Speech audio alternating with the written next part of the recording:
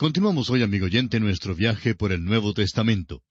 Proseguimos estudiando el capítulo 9 del Evangelio según San Mateo. Y en nuestro programa anterior nos detuvimos cuando estábamos hablando sobre el ayuno. Y decíamos que el ayuno debe ser hecho con el pensamiento y la idea de que nos encontramos ante Dios, porque nos falta su misericordia y ayuda. Esta es la verdadera ayuda detrás del ayuno. Dijimos también que el Señor explica el cambio de las dispensaciones, es decir, de la ley del Antiguo Testamento a la gracia del Nuevo Testamento. Dijimos que la parábola que sigue en los versículos 16 y 17 del capítulo 9 de San Mateo revela que Jesús ha venido para presentar algo que es enteramente nuevo. Nada pudo haber sido más fuerte para aclarar que una nueva dispensación estaba en lontananza. Leamos ahora los versículos 16 y 17 de este capítulo 9 de Mateo. Nadie pone remiendo de paño nuevo en vestido viejo, porque tal remiendo tira del vestido y se hace peor la rotura. Ni echan vino nuevo en odres viejos. De otra manera los odres se rompen, y el vino se derrama, y los odres se pierden. Pero echan el vino nuevo en odres nuevos, y lo uno y lo otro se conservan juntamente. El Señor está diciendo que el antiguo pacto, la antigua dispensación de la ley, estaba por terminar, y que Él no había venido para proyectarla ni para continuarla. Había venido para proveer un nuevo vestido, la cota de justicia para los que depositan toda su confianza en Él. El odre era la botella de aquel día. Cuando el vino nuevo era echado en un odre viejo, se rompía. Un odre viejo ya había alcanzado el límite de su expansión y no se abriría más. Si se le echara nuevo vino, naturalmente reventaría y se perdería el vino. Cristo no vino para ponerle un remiendo a un vestido viejo, sino para presentar un nuevo vestido. El apóstol Juan lo resumió en su Evangelio cuando dijo en el capítulo 1, versículo 17, «Pues la ley por medio de Moisés fue dada, pero la gracia y la verdad vinieron por medio de Jesucristo». Y llegamos ahora al octavo y al noveno milagro, los cuales están enlazados, por así decirlo. El versículo 18 dice, «Mientras él les decía estas cosas, vino un hombre principal y se postró ante él, diciendo, Mi hija acaba de morir, mas ven y pon tu mano sobre ella y vivirá». El evangelista Lucas nos dice que cuando este hombre principal primero vino a Jesús, era para pedirle que sanara a su hija. En el capítulo 8 del Evangelio según San Lucas, versículos 41 y 42 dice, «Entonces vino un varón llamado Jairo, que era principal de la sinagoga, y postrándose a los pies de Jesús, le rogaba que entrase en su casa, porque tenía una hija única, como de 12 años, que se estaba muriendo. La niña estaba enferma y agonizante, y mientras que su padre esperaba hablar con Jesús, un siervo llegó y le informó que la niña ya había muerto. Notemos el versículo 19 de Mateo, capítulo 9, que dice, «Y se levantó Jesús y le siguió con sus discípulos». Al levantarse Jesús y los discípulos para seguir a Jairo a su casa, una multitud grande los rodeó. Y el versículo 20 nos habla de lo que sucedió a una mujer que se acercó a Jesús. Y he aquí una mujer enferma de flujo de sangre desde hacía 12 años, se le acercó por detrás y tocó el borde de su manto. Usted no puede menos que fijarse en cuán notable es este pasaje. La niña tenía 12 años, y esta mujer había sufrido con este flujo de sangre por 12 años. Aquí salían 12 años de luz de la vida de la niña, y 12 años de tinieblas llegaban a su fin, y la luz llegaba a la vida de esta mujer. Se ve aquí el contraste entre la luz y las tinieblas. En el versículo siguiente, fíjese usted en lo que hizo la mujer. Jesús no la tocó a ella, como tocaba a los enfermos en muchos otros milagros, sino que fue ella quien tocó a Jesús. Sin embargo, no fue por el método que ella usó por el cual recibió su sanidad. Fue por medio de su fe. Los versículos 21 y 22 nos revelan el pensamiento de esta mujer enferma. Porque decía dentro de sí, «Si tocare solamente su manto, seré salva». Pero Jesús, volviéndose y mirándola, dijo, «Ten ánimo, hija, tu fe te ha salvado». Y la mujer fue salva desde aquella hora. El doctor Lucas nos da muchos detalles más en cuanto a este milagro, y nos dice que ella tocó a Jesús y que quedó sana. Jesús luego se aparta de esta mujer y sigue hacia la casa de Jairo. En los versículos 23 y 24 vemos a Jesús entrando a la casa de Jairo. Leamos. Al entrar Jesús en la casa del principal, viendo a los que tocaban flautas y la gente que hacía alboroto, les dijo, «Apartaos, porque la niña no está muerta, sino duerme». Y se burlaban de él. Cuando llegó Jesús a la casa de Jairo, ya estaban llorando por la niña. Jesús les dijo que la niña simplemente dormía y que no estaba muerta. Y todos entonces se burlaron de él. Nadie en la casa creía que Jesús podía levantar a los muertos. Pero él continuaba acercándose a la niña. Y el versículo 25 nos dice, «Pero cuando la gente había sido echada fuera, entró y tomó de la mano a la niña, y ella se levantó». Este es el primer caso que tenemos relatado en los Evangelios de levantar a un muerto. Este es uno de 3 incidentes notables en que muertos son levantados, y es mencionado por Marcos y Lucas también. De nuevo, es Lucas quien entra en los detalles. Lucas añade que Jesús habló a la niña de esta manera tan amable. «Mi pequeña ovejita, despiértate, te digo». Esta es una traducción libre, por supuesto. El método de Jesús en levantar a los muertos siempre fue el mismo. Después de sanar a la mujer con el flujo de sangre y de levantar de los muertos a la hija de Jairo, vemos que Jesús llegó a ser muy famoso, pues el versículo 26 nos dice, «Y se difundió la fama de esto por toda aquella tierra». Y ahora tenemos el 10º milagro que tiene que ver con 2 ciegos que siguieron a Jesús y clamaban por la restauración de su vista. Leamos el versículo 27. Pasando Jesús de allí, le siguieron 2 ciegos, dando voces y diciendo, «Ten misericordia de nosotros, hijo de David». Note usted que los 2 ciegos se dirigieron a Jesús como Hijo de David. Eso tiene un significado particular en este Evangelio, ya que aquí Jesús es presentado como el Rey. Los versículos 28 al 30 relatan la forma como los 2 ciegos fueron sanados por Jesús. Leamos estos versículos del capítulo 9 de Mateo. «Y llegado a la casa, vinieron a él los ciegos. Y Jesús les dijo, «¿Creéis que puedo hacer esto?» Ellos dijeron, «Sí, Señor». Entonces les tocó los ojos diciendo, «Conforme a vuestra fe os sea hecho». Y los ojos de ellos fueron abiertos. Y Jesús les encargó rigurosamente, diciendo, «Mirad que nadie lo sepa».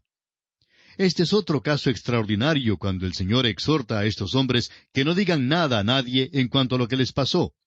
¿Recuerda usted que lo mismo le dijo al leproso? Hay varias razones por las cuales el Señor pidió esto, pero una se aclara en este pasaje. La publicación de sus milagros causó que las multitudes le apretaran y estorbaran su obra. Leamos el versículo 31.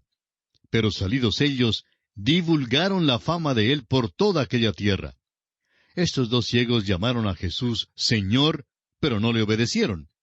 Parece que no pudieron contenerse e informaron a otros del milagro que Jesús había hecho en sus vidas. Y ahora llegamos al 11º milagro de Jesús.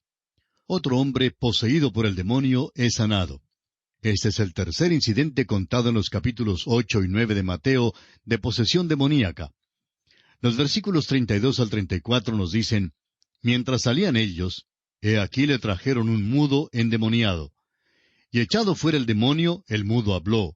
Y la gente se maravillaba y decía, «Nunca se ha visto cosa semejante en Israel». Pero los fariseos decían, «Por el príncipe de los demonios echa fuera los demonios». Es interesante notar que los fariseos rompen aquí abiertamente con Jesús y desde aquí en adelante se constituyen en sus enemigos encarnizados. Ahora el versículo 35 nos dice, «Recorría Jesús todas las ciudades y aldeas, enseñando en las sinagogas de ellos y predicando el evangelio del reino y sanando toda enfermedad y toda dolencia en el pueblo». Una vez más, el evangelista Mateo enfatiza aquí que son miles y miles los que probablemente fueron sanados. Muchas personas se entusiasman hoy en cuanto al hecho de que hay ciertos hombres que aparentemente tienen el don de sanidad. El Dr. J. Vernon McGee, autor de estos estudios bíblicos, decía que en California él había ofrecido $100 a cualquier persona que pasara adelante y demostrara que había sido sanada por uno de estos sanadores. Uno pensaría que entre literalmente miles de supuestas sanidades que se han realizado durante aquellas reuniones sensacionales de sanidad, que quizá habría un caso que fuera genuino. Pero, decía el doctor Magee, que aunque esperó que quizá alguien llegara diciendo que había tenido una curación psicológica, nadie se presentó. Amigo oyente, el Señor Jesús es el gran médico, y creemos que Él sí puede sanar. Tenemos muchísima confianza en Él, pero no tenemos tanta confianza en ningún otro hombre. Cualquier médico consciente de su profesión reconocerá que se encuentra limitado en su habilidad. Pero el Señor Jesús no está limitado. Él es el gran médico. Por eso le exhortamos a que lleve su caso ante Él. Él nunca le enviará una cuenta y recibirá todo el encomio cuando sea sanado. Queremos que Él tenga la honra y la gloria. Ahora, los versículos 36 al 38 de este capítulo 9 del Evangelio según San Mateo nos dicen: Y al ver las multitudes, tuvo compasión de ellas, porque estaban desamparadas y dispersas como ovejas que no tienen pastor. Entonces dijo a sus discípulos: A la verdad la mies es mucha, mas los obreros pocos. Rogad pues al Señor de la mies que envíe obreros a su mies. La nota de compasión que concluye este capítulo y sección es pasmosa. Los reyes y príncipes ideales de Dios han sido pastores. Tanto Moisés como David fueron pastores antes que encabezaran al pueblo de Dios. Amigo oyente, cuando usted ore pidiéndole al Señor que envíe obreros a su mies, ore que Dios envíe a aquella persona que tenga un corazón de pastor. Ore que el Señor le dé a usted un corazón lleno de compasión por los perdidos. Habiendo hablado con los discípulos, el Señor los envía. Siempre es una buena idea orar en cuanto a alguna cosa que esté dispuesto a hacer. Cuando el Señor les pidió que oraran al Señor que enviara obreros a su mies, ¿a quiénes envió el Señor? El Señor envió a los mismos hombres que estaban orando. Un obispo mayor de una iglesia metodista en el estado de Georgia, en los Estados Unidos, dijo hace algunos años: Cuando un hombre ora por una cosecha de maíz, el Señor espera que diga un amén con un azadón en la mano. Siempre hemos creído que no debemos orar en cuanto a alguna cosa, a menos que nosotros mismos estemos dispuestos a hacerla. Y en esta forma concluimos nuestro estudio del capítulo 9 del Evangelio según San Mateo. Ahora, en el capítulo 10, Jesús, después de haber enunciado sus principios éticos y comprobado su poder sobrenatural, comisiona entonces a los 12 apóstoles para ir a través de la nación de Israel y predicar el Evangelio del Reino. Hemos dicho anteriormente que San Mateo se mueve en diversas direcciones mientras enfoca su atención sobre la vida de nuestro Señor Jesucristo. Aquí vemos que el capítulo 10 marca otro movimiento definitivo. El escritor, habiendo concluido el relato de los milagros, que son las credenciales del Rey de Reyes, ahora describe la comisión de sus apóstoles para el ministerio de anunciar la presencia del Rey. No son precursores, sino más bien postcursores. Asimismo, a ellos les son dadas las credenciales por las cuales pueden hacer milagros. Es muy interesante que en la Biblia no se menciona ningún milagro de Juan el Bautista. Es importante también notar que aquí el título es cambiado de discípulos a apóstoles en los versículos 1 y 2. Y es interesante también notar el número de sectas falsas que se apoyan en este capítulo para obtener su autoridad para algún ministerio o conducta peculiar. Las instrucciones para el cristiano no se hallan en este capítulo. El cristiano debe considerar la instrucción a la luz de las circunstancias y condiciones bajo las cuales fueron dadas. Ciertamente casi no hay ninguna escritura que requiera que se examine más su contexto para una interpretación debida que este pasaje. El versículo 1 de Mateo capítulo 10 dice: Entonces, llamando a sus 12 discípulos, les dio autoridad sobre los espíritus inmundos para que los echasen fuera y para sanar toda enfermedad y toda dolencia. Un discípulo es un aprendiz, un estudiante. Jesús los gradúa, dándoles el poder de echar fuera a los demonios y de sanar enfermedades. Estos milagros serían sus credenciales mientras iban a la nación de Israel. Los profetas del Antiguo Testamento predijeron que estos milagros serían sus credenciales. Así que, después que el Señor les dio a los discípulos este poder, declaró que ya no eran más discípulos, sino apóstoles. Ahora, los versículos 2 al 4 nos dan los nombres de los apóstoles: Simón, llamado Pedro, y Andrés su hermano; Jacobo, hijo de Zebedeo, y Juan su hermano; Felipe, Bartolomé, Tomás, Mateo el publicano, Jacobo, hijo de Alfeo, Lebeo, por sobrenombre Tadeo, Simón el cananista y Judas Iscariote, el que también le entregó.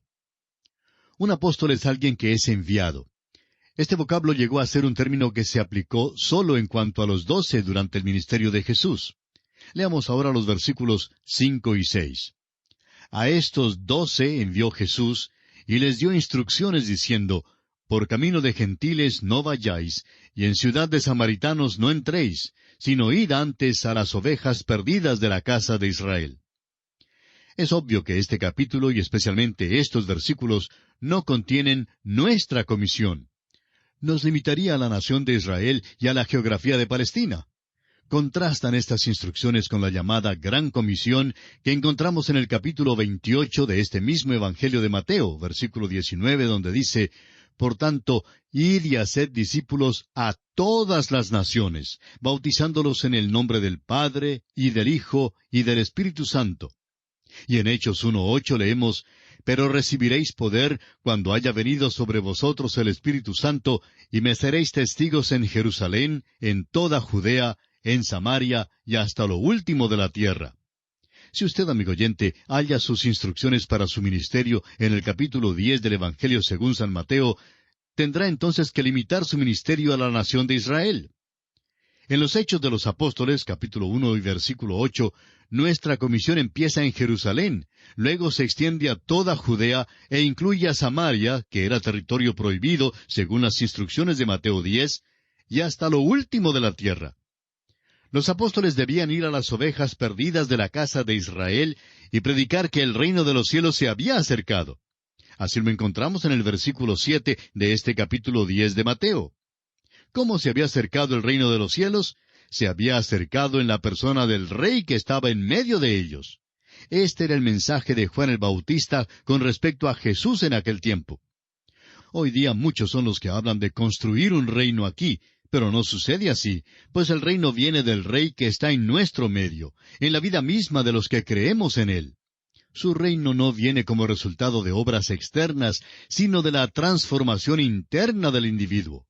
El reino de Cristo comienza en nuestro propio interior. Jesús luego dice a sus apóstoles en el versículo 8, sanad enfermos, limpiad leprosos, resucitad muertos, echad fuera demonios. De gracia recibisteis, dad de gracia. Insistimos en que si usted va a hacer uno de los milagros mencionados en este versículo, debe tener el poder para hacer todas las 4 cosas. Esto fue aplicable al tiempo y las circunstancias bajo las cuales fue dado. Fíjese que dice, resucitad muertos. Cuando los llamados sanadores hagan esto, pues entonces les creeremos. Bien, amigo oyente, nuestro tiempo se ha ido, así es que tenemos que detenernos aquí. Pero continuaremos la consideración de este capítulo en nuestro próximo programa. Que Dios le bendiga es nuestra ferviente oración.